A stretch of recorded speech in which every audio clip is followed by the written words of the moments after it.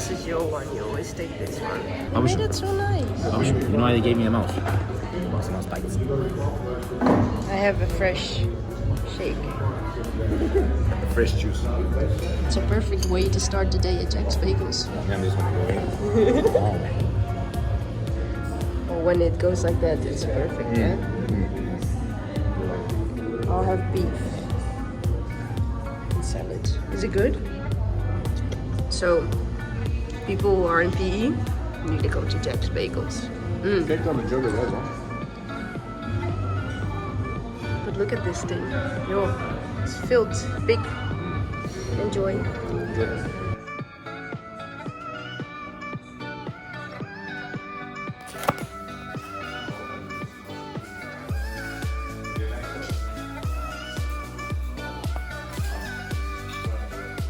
Okay, so today's squash training session is going to focus on using the wall as your friend, and it's something that I noticed during not only the doubles tournament but also just league matches, was that using a lob or using the sidewall is something that's quite underrated and not really utilized by a lot of players. I think just because of the type of games and not doing all types of drills, sometimes you get focused on just driving down the wall and, you know, looking for opportunities to play short, but there are also very big opportunities to play long, and it's something that I want to try get younger players to start doing. It's a tool that's not utilized as much. So in terms of using the sidewall, the emphasis was on two specific things. Is one, off the serve, so hitting the sidewall first when you serve, and the second one was playing a good lob, which will hit the sidewall and then obviously or hopefully hit the back afterwards. There are two variations. Obviously, is also a lob which will hit the sidewall into the back, but also getting enough width in your cross court to hit the sidewall before dying at the back. So the focus was really just to use the sidewall as your friend.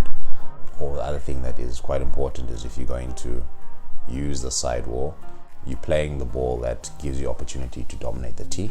So the second focus was around controlling the tee and moving to the tee. So focusing on the drills today, we only have 45 minutes, so what we need to do is focus on safety.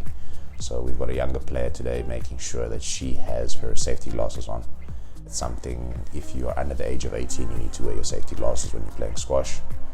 We will do a warm-up, which is probably the most second important thing, which is to make sure that we don't get any sort of injuries, make sure that the blood is pumping, blood is flowing, that your muscles are working before you actually take on the task of playing a very high intensity sport. The first drill we'll probably do is a serve with a return. So I'll have a player serve. The goal is to obviously hit the sidewall on the serve before the player gets to play a return. I will boast off their serve, and then they will hit a lob, fetching it from both corners. So we'll start a serve on the right side, boast, and a lob from the right side again to try hit the sidewall. Emphasis hitting the sidewall to get it, and also hitting the back at the end of that shot. One of the ways that players could achieve this, or can achieve this, is by aiming for the center of the wall in front. So the trajectory of going from the right to the center, you'll hit the sidewall, hopefully at the back as well. So playing with the speeds and variations of how high you must hit the ball on the front wall. So that will be the first drill, which is serve, boast, return, lob. So that's on the one side. We obviously want to do it on both sides, so it's exactly the same. Go from the left hand side, serve, hit the sidewall, out boast, and then you work on the backhand lob, aiming towards the center of the front wall, obviously a bit higher up, so that the trajectory of the ball will be side as well as back wall. The second drill that we will do is, you can never walk away from a straight drive. Straight drive is one of your key pillars of good shots in squash. So we'll work on a feed. The player will hit a straight drive, I will boast, and once again they get the opportunity to play that lob shot. So lob, as I mentioned before, taking the ball from a position here, hitting it very high, trying to hit the sidewall. So we're just trying to use the sidewall as our friend, because I think you can get very bored with just hitting drives the entire time. And if your drive is the only shot that you play, players will eventually read you. If they play a ball short and they know you're going to drive, they'll start to step across to the side where you're going to drive and basically wait for you to play that shot so that they can hit a counter. So just wanted to work on those two things with the serve as well as with the lob. What is important during those activities is one, explaining to the player what it is that we're doing, what the focus is, what the essence and importance of the drill is. So as I mentioned, we want to use a sidewall. We also want to dominate the tee position. So that's why it's very important to hit the lob very high on the court, giving the player enough time to recover. So if you're fetching a shot from the front, it's obviously quite taxing on your legs because you have to run from the tee to the front position, bend down, and actually lift the ball up. So it uses a lot of your leg muscles. And what you want to do is sort of recover. How you can recover and give yourself the opportunity to breathe is to play a very high lob shot, which challenges your opponent to move them off the tee, which leaves space in the tee for you to occupy, and then pushes them back into a hopefully difficult situation and position.